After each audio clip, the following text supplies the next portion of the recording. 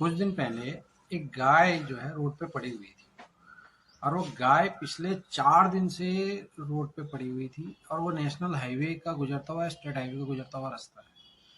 हजारों हिंदुओं ने, जो गाय को अपनी माता मांगते हैं, हजारों हिंदू अपनी महंगी से महंगी और सस्ती से सस्ती गाड़ी से वहां से गुजरे। लगभग लगभग उसमें से 60% लोगों ने उनको देखा होगा। वहां पे भीड़ इकट्ठी रहती थी।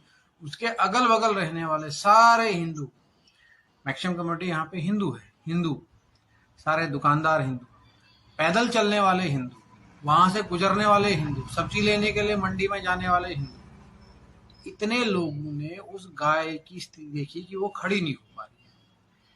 2 दिन लगातार भयंकर बारिश गिरी है यहाँ पे, और उस बारिश में वो गाय पूर्णतया भीगी। खाने के लिए उसके पास बमुश्किल से चारा किसी ने अगल बगल वाले दुकान जी वाले ने डाल दिया, वो, अन्यथा पानी पिला दिया वो, नहीं तो किसी ने कुछ नहीं दिया उसका। सबने देखने के बाद उसको गौशाला पहुंचाने का प्रबंध किसी ने नहीं किया।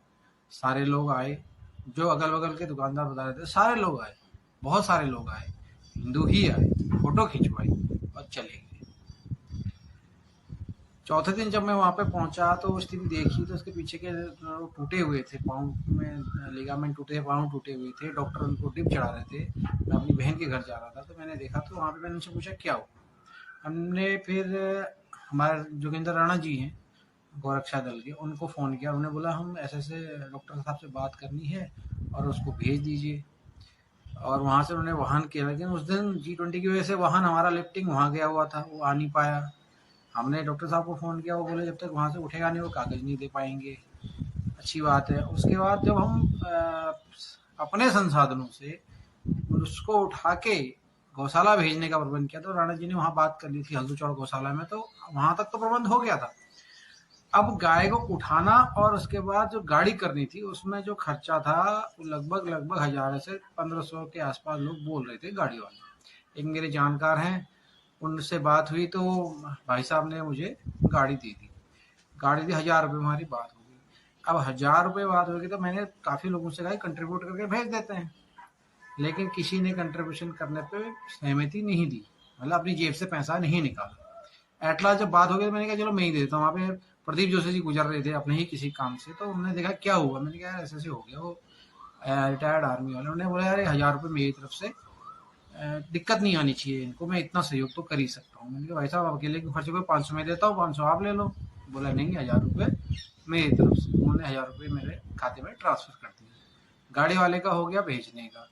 फिर उसके बाद हमारे सूबेदार बड़ साहब और रावत जी ने जेसीबी की, और ये चीज़ उन्होंने पहले भी अपने माध्यम से प्रशासन को बताई थी, जो भी कंसर्न डिपार्टमेंट ने उनको बताई थी, लेकिन उसकी लिफ्टिंग हो नहीं पाई थी।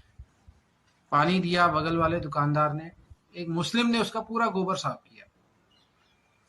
अब जितने इस क्षेत्र के हिंदू हैं, या इस यहाँ के जितने हिंदू हैं, हम कहते हैं कि हमारे लिए वो गौ माता है, और उस गौ माता को गाड़ी से देख रहे हैं, अपने परिवार के साथ महंगी महंगी गाड़ी में ट्रैवल कर रहे हैं, देख रहे हैं, पूछ रहे हैं क्या हुआ, बताया, और उसके बाद गाड़ी निकाली, गौ माता वहीं पे खत्म हो जाती है। तो आप अपने जेब से एक अंशदान नहीं दे सकते हो किसी को। गाय गिरी हुई है, उसके लिए आप सरकार की तरफ देख रहे हो कि सरकार कैसे काम करेगी, कितना काम करेगी, ये मैं नहीं जानता, लेकिन नहीं हुआ। और मैं गौरक्षा दल वालों से भी ये रिक्वेस्ट करता हूँ कि अपना एक निजी फंड बनाइए, लोगों से चंदा इकट्ठा करके, ताकि ऐसे समय पे मेरे जैसे इंसान के मुंह ना देखना पड़े कि भैया मैं अब मेरे जैसा इंसान अगर 1000 रुपये दे रहा है तो मैं 50 बार सोचता हूँ यार मुझे 1000 रुपये मैं कैसे दूंगा, कहाँ से दूंगा, क्योंकि मेरे भी तो अपनी लिमिटेशन, मेरी कोई बहुत ज्यादा इनकम तो है नहीं। हाँ हम सेवा कर रहे हैं, लेकिन अब उस इंसान ने 1000 रुपये दिए, सोचिए कितना बड़ा दिल होगा, बिना जानकारी के सीधा आए और 1 मिनट नहीं लगाया, उन्होंने बोला पैसे मैं देता हूँ वापस इसको भिजवा दो।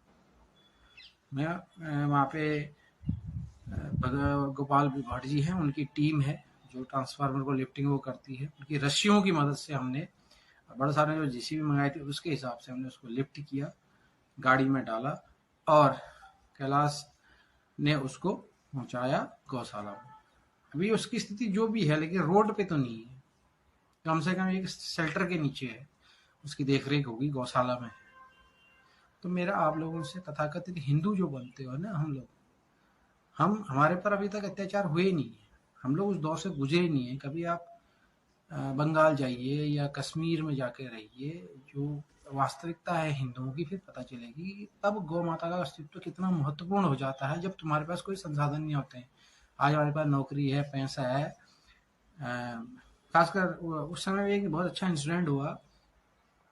एक एसडीएम साहब की गाड़ी गुजरी वहां से, और भी बहुत सारे प्रशासनिक, मैं वहां जब प्रेजेंट था, एसडीएम साहब की गाड़ी गुजरी।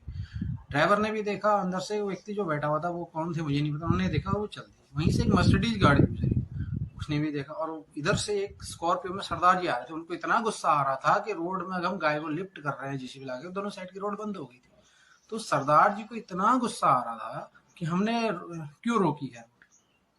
और रोड बमुश्किल 5 मिनट रुकी होगी, क्योंकि क्रेन लगा के लिफ्ट करके सीधा गाड़ी लगी हुई थी उठा दी। ये स्थिति हम लोगों की हिंदुस्तान के अंदर है। तो हम आज गाय को अगर गौ माता मान रहे हैं तो उसका कोई औचित्य नहीं है मेरी नजरों में, क्योंकि मैं कर ही नहीं सकता हूँ।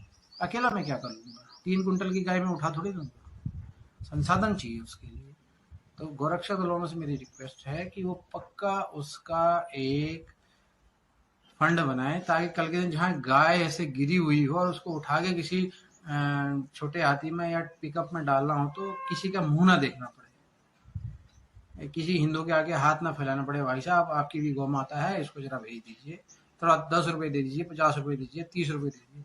उस समय से जितने लोग अगर वहां पे जाते हैं ना, 10,000 रुपए इकट्ठे हो जाते हैं। जितने हिंदू लोग अगर एक एक 10-10 रुपए 20-20 रुपए देते, जरूरत किसी को नहीं है, क्योंकि वो गाय है। फोटो खिंचाने के लिए सारे खड़े हो जाएंगे। तो पक्का फंड बनाइए, और आप लोग कम से कम दान ही कर दीजिए। आप सहयोग नहीं कर सकते हैं, उठा नहीं सकते, जा नहीं सकते, खिला नहीं सकते, तो उसको 10 रुपया 20 रुपया जो उस गौरक्षा दल के, और उसका ऑडिट भी देख लीजिएगा, वो भी ऑडिटेबल है, और किसी खाते में रहेगा, जितना खर्चा होगा वहां पे इनक्लूड होगा, पूरा ऑनलाइन ट्रांजेक्शन होगा।